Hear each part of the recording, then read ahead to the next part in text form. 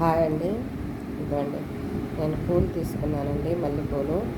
అవి కట్టుకుంటున్నానండి. నాకు ఇష్టమైన పూలల్లో సెంటు జాజులన్నా ఇష్టం, మల్లెపూలు అంటే ఇష్టం. చెట్టుల్లో వచ్చి నాకు మారేడు చెట్టు, ఉసిరి చెట్టు, టెంకాయ చెట్లు అంటే ఇష్టం. దోసాని పూలు, పన్నీర్ రోజా, ఆ చెట్లు అంటే ఎక్కువ ఇష్టం అండి. అవి ఎక్కువ వేసుకొని పూజ చేసుకోవాలని ఇష్టం నాకు. ఇట్లాంటి పూలు కడతా ఉన్నాను. రోజు ఇట్లాగే విడి పూలు తీసుకుంటాను, లేదా కట్టిన పూలన్నీ తీసుకొని దేవుడికి పెట్టుకుంటానండి.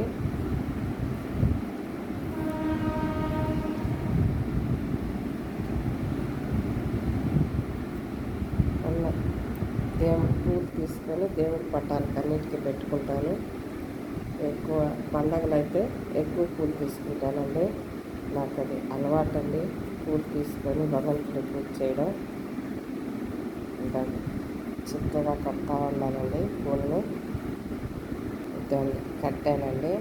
పూలు నాకు ఇంట్లో తులసి చెట్లు, తులసి వనాలు పెంచాలన్నా చాలా ఇష్టం అండి.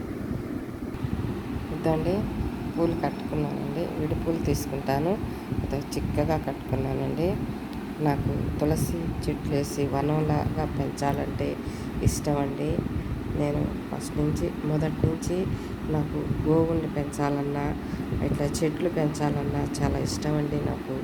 నా చిన్నప్పుడు కూడా నేను మామూలుగా ఆవు పేడేసి దేవుడి మందిరం అంతా ఆవు పేడతో అల్లుకొని మామూలుగా పిండి ముగ్గులతో పెట్టుకొని శంకు చక్కెర పద్మం అన్నీ వేసుకునేదానండి. శుద్ధంగా దీపారాధన అన్నీ కడుక్కొని ఈశ్వరుడికి అభిషేకం చేసి దుర్గాదేవిని పూజించేదాన్ని. తర్వాత మామూలుగా అరుగు దగ్గర ఉంటే మహావిష్ణువుకి రోజు పాలతో అభిషేకం చేసుకునేదానండి.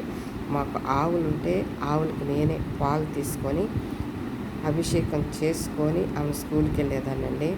నాకు ఎక్కువ ఈ చెట్లు కానీ ఎక్కువ ఇంట్లో అన్ని పూలన్నీ కోసుకొని దేవుడి పటాలన్నిటికీ పెట్టుకునేదానండి. చాలా ఇష్టం అండి నాకు. చిన్నప్పటి నుంచి దైవభక్తితోనే ఉండాను. దేవుడి పూజ చేసుకుంటా అట్లా ఉండేదానండి. ఇప్పుడు కూడా అట్లాగే. నాకు శ్రావణ మాసంలో నాకు ఇష్టమైన మాసం మార్గశిర మాసం అంటే ఇష్టం అండి. మార్గశిరంలో ఎక్కువ లక్ష్మీదేవి పూజ చేసుకుంటాను, కనక మహాలక్ష్మికే చేస్తానండి. నాకు ఇష్టమైన మాసం అంటే అదే శ్రావణ మాసంలో చేసుకుంటాను.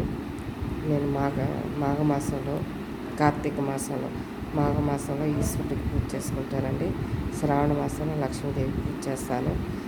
మార్గశిరంలో లక్ష్మీనారాయణకి పూజ చేస్తానండి. కార్తీకంలో శివుడికి, విష్ణుమూర్తికి చేస్తానండి. నాకు ఈ మాసంలో మాత్రం కొత్త చీరలు తెచ్చుకుంటాను. రోజు గుళ్ళో మామూలుగా పూలు ఎక్కువ కొనుక్కుంటానండి. ఈ మాసంలో ఖర్చు పెట్టుకుంటానండి. నేను ఏదన్నా ధనం ఉంటే తీసుకొని పూలు తెచ్చుకోవడం, భగవంతుడికి పెట్టుకోవడం. మనం పూజ చేసేది ఇంకేది రాదండి. మనం ఎంత తిన్నా ఎంత చేసినా మనకు వచ్చేది ఒక భక్తి. అన్నీ తెలుసుకున్నవాడు మాత్రం ఒక భక్తి మార్గంలోనే ఉంటాడండి. ఏమి తెలియనోడు అన్నిటినీ చేయాలి అని అనుకుంటారు.